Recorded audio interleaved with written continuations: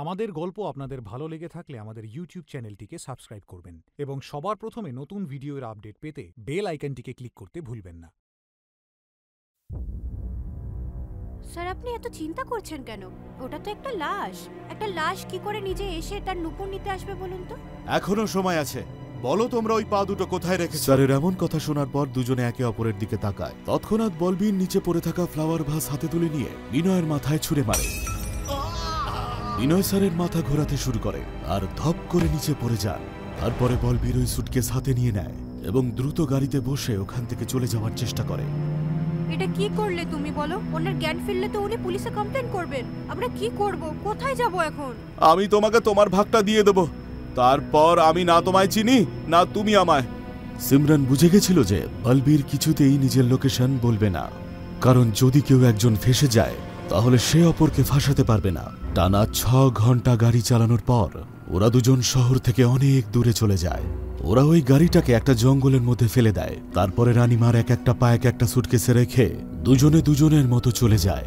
বলবীর হাঁটতে হাঁটতে জঙ্গলের মধ্যে চলে যায়, কিন্তু ওর মনের মধ্যে কি যেন একটা চলছিল। ও ভাবছিল যে কিছুদিন কেটে গেলেই সব নর্মাল হয়ে যাবে, তারপরও এই পাটা দিয়ে যে করে হোক ওই দামি নুপুরটা বার করে নেবে এবং পরে সেটা বিক্রি করে অনেক বড়লোক হয়ে উঠবে। হঠাৎই আচমকা অনুভব করতে পারে ওর পেছনে ছমছম করে কিসের যেন আওয়াজ শুনতে পাচ্ছিল। ও যেই পেছনে ফিরল দেখলো পেছনে কেউ ছিল না। তারপরে ও আবার হাঁটতে শুরু করলো। আবারও সেই একই শব্দ শুনতে পাচ্ছিল।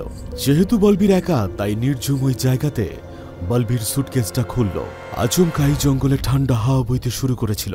ও দেখতে পাচ্ছিল ঠান্ডা হাওয়া ওই নুপুরটাকে ছুঁয়ে চলে যাচ্ছে, তাই তো নুপুরের ছমছম শব্দ হচ্ছিল। থ্যাঙ্ক গড, এটা তো এই নুপুরের শব্দ। আমি বোকার মতো ভয় পাচ্ছিলাম। বলবীর সুটকেসটা বন্ধ করে আর নুপুরের ছমছম শব্দ শুনতে শুনতে এগিয়ে যায়। বলবীরের ভাগ্যটা ভালো ছিল, তাই হয়তো হঠাৎই সে একটা বাড়ি দেখতে পায় জঙ্গলের মধ্যে। ও সেই বাড়িটার কাছে যায় এবং যেই দরজায় টকটক করে শব্দ করে নিজের থেকে দরজাটা খুলে যায়। কেউ এখানে আছে? হ্যালো? ভেতর থেকে কোনো উত্তর পায় না, তাই বলবীর আনন্দ এবং স্বস্তির নিঃশ্বাস ফেলে। বাড়িটা কিন্তু বেশ ভালো, কিন্তু আনাচে কানাচে ধুলো আর ঝুল জমেছিল। বলবীর খুব তাড়াতাড়ি পরিষ্কার করে নেয়। ঝাঁটা দিয়ে সব পরিষ্কার করে তাড়াতাড়ি বিছানায় শুয়ে পড়ে। অনেক পরিশ্রম হয়েছে, এত কাজ আমি আগে কখনো করিনি। ও সুটকেসটা বেডের একেবারে তলায় রেখে দিয়েছিল। হঠাৎই ওর মনে পড়ে ওর ব্যাগটাও বাইরের ড্রয়িং রুমেই ফেলে এসেছে। ব্যাগে তো এমন কিছু দামি জিনিস নেই, সকাল হোক নিয়ে নেব, এখন ঘুমিয়ে পড়ি। ও যেই নিজের চোখ বন্ধ করতে যাবে আচমকাই কাটিং মেশিনের শব্দ শুনতে পায়। ভয় পেয়ে বলবীর বিছানা থেকে উঠে পড়ে। কে ওখানে? প্রশ্ন করেও কারোর উত্তর সে পায় না। বলবীর দরজা খুলেই দেখতে পায় যে ওর ব্যাগটা একেবারেই খোলা, আর তার কিছুটা দূরেই মহারানীর মৃতদেহ পড়ে রয়েছে, যে কিনা নিজের হাতে কাটিং মেশিনটা ধরেছিল। এটা কিভাবে হতে পারে? মহারানীর পা ছিল না, তাই তার হেঁটে আসার কোনো প্রশ্নই ওঠে না। রানীমা এক হাতে কাটিং মেশিনটা ধরে বলবীরের দিকে তাকিয়ে প্রচন্ড রাগে ফুঁসছিল। আমার নুপুর আমায় ফেরত দাও, না হলে কিন্তু তোমার মৃত্যু নিশ্চিত। বলবীর ভয় কাঁপতে শুরু করেছিল। ভয়কে সাহসে পরিণত করে বলবীর বলে উঠল, না, আমি ওটা দিতে পারবো না, এতে আমার ফিউচার জড়িয়ে আছে। এমনটা বলে বলবীর দরজার দিকে দৌড়ে পালায়। তখনই মহারানী হামাগুড়ি দিতে দিতে বলবীরের কাছে যায় এবং বলবীরের পা ধরে ফেলে। ছাড়ো আমায়, ছাড়ো। এইটা দিয়ে তুমি আমার পা কেটেছিলে না?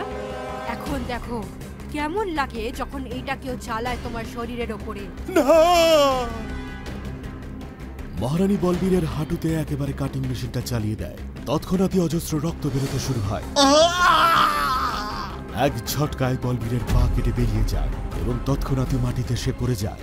কেমন লাগলো? বুঝতে পারলে কেমন লাগে?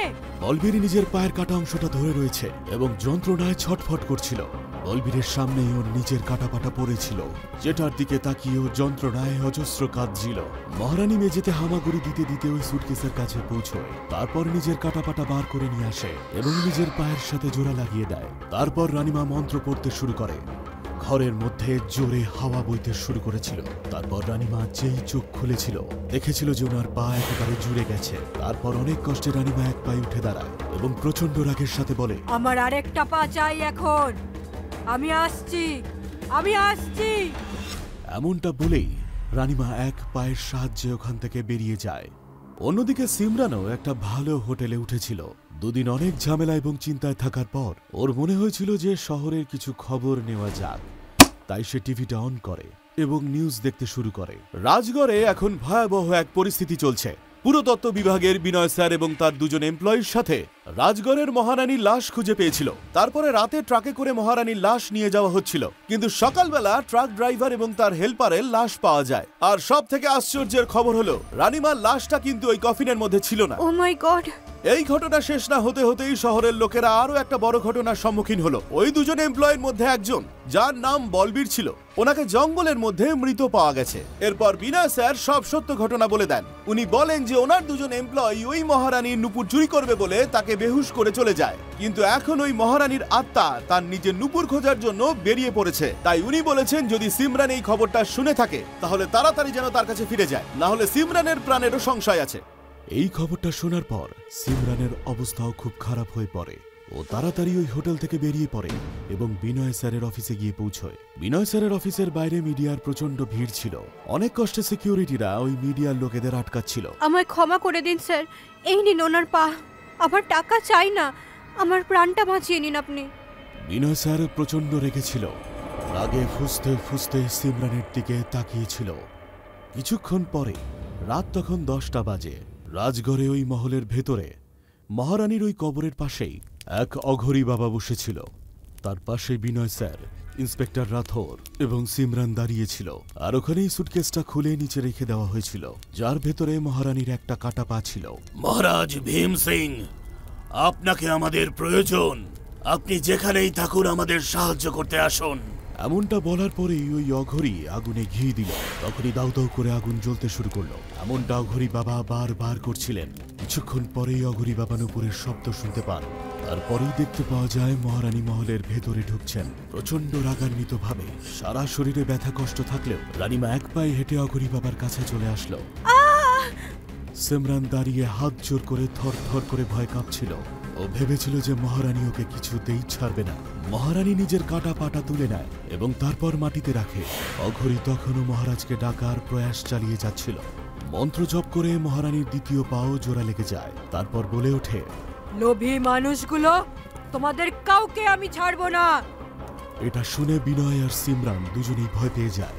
ইন্সপেক্টর তখন মহারানীর দিকে বন্দুক তাক করে দাঁড়িয়ে, কিন্তু ভয় ইন্সপেক্টর পেছন দিকে সরতে থাকে। তখনই মহারানীর সামনে মহারাজ ভীম সিং এর আত্মা প্রকট হয়, যেটা দেখে মহারানী খুশি হয়ে যায়।